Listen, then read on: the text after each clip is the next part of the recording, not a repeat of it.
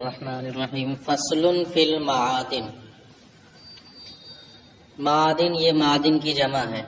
کان ہوتا ہے نا، کان جو بولتے ہیں، کوئلے کی کان، سونے کی کان، لوہے کی کان. وہی زمین کے اندر پیدا ہونے والی چیزیں. یہ بیان مرکبات تامہ کے بیان میں ہے جو عناصر اربع سے تیار ہوتے ہیں.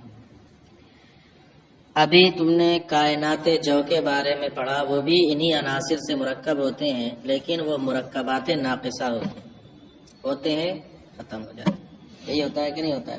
وہ سب کیا ہے؟ مرکبات ناقصہ.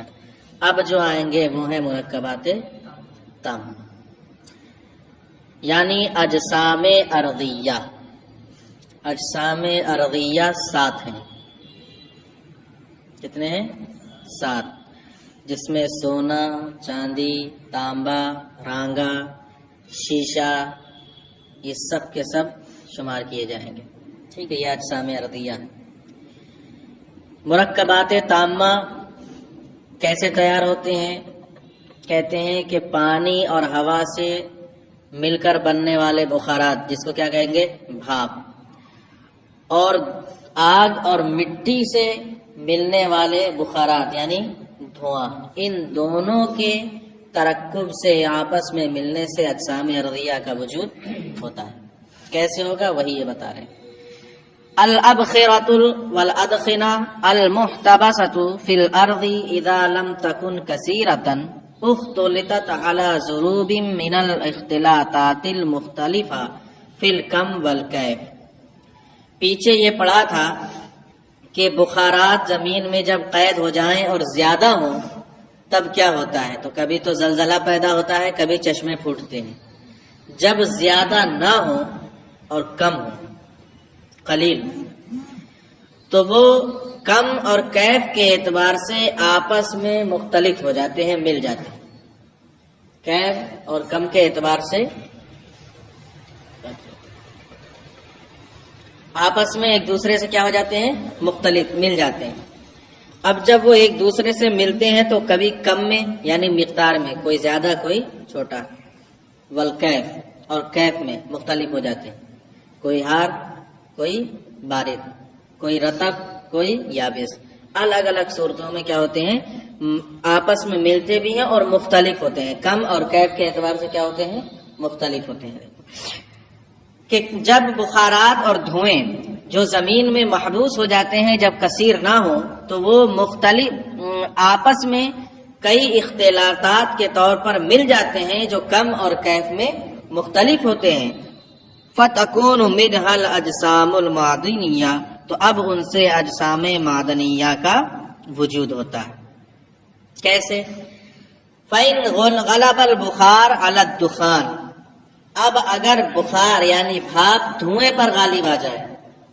بھاپ کیا ہے؟ دھوئیں پر غالب آ جائے، دھواں مغلوب ہو جائے، تو اب اس سے جو پیدا ہوگا یشب، یہ بھی ایک دھات ہے، ایک قسم کی.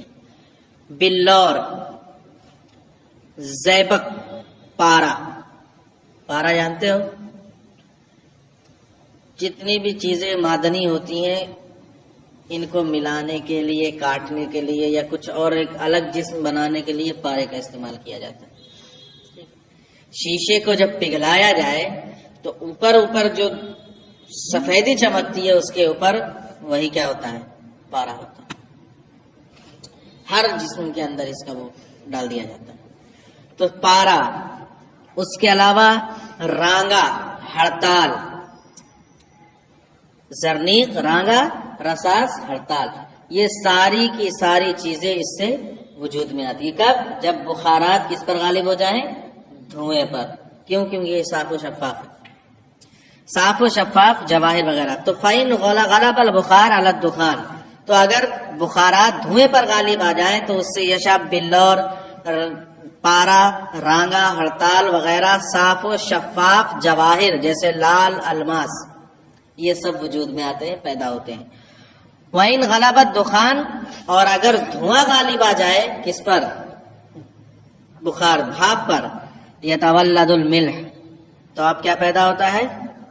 نمک اور اسی طرح پھٹکری، زاج، پھٹکری، کبریت، گندک، ٹھیک ہے، والنوشادر، نوسادر، یہ بھی اسی قسم کی ایک دھات ہے، ٹھیک ہے. یہ سب چیزیں پیدا ہوں گی. اب پھر اس کے بعد یہ پیدا ہو گئے نا سب، یشا، بلور، جواہر وغیرہ، اس کے بعد نمک، گندک، یہ سب پیدا ہو گئے.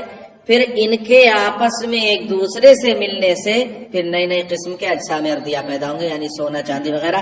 یہ سب پیدا ہو گئے. پہلے دھواں غالب ہے تو یہ پیدا ہوں گے، اور بھاپ غالب ہے تو یہ پیدا ہوں گے. اب یہ سب جب پیدا ہو گئے، پھر آپس میں جب یہ ملتے ہیں ایک دوسرے سے، تب یہ اجسام اردیہ وجود میں آتے ہیں. کیا؟ سونا، چاندی، تانبا، یہ سب وجود میں آتے ہیں. ثم من اختلاط بعض هذه مع بعض تولدت الاجسام الارضیہ، پھر ان میں سے بعض کے ساتھ اختلاط سے اجسام ارضیہ پیدا ہوتے ہیں.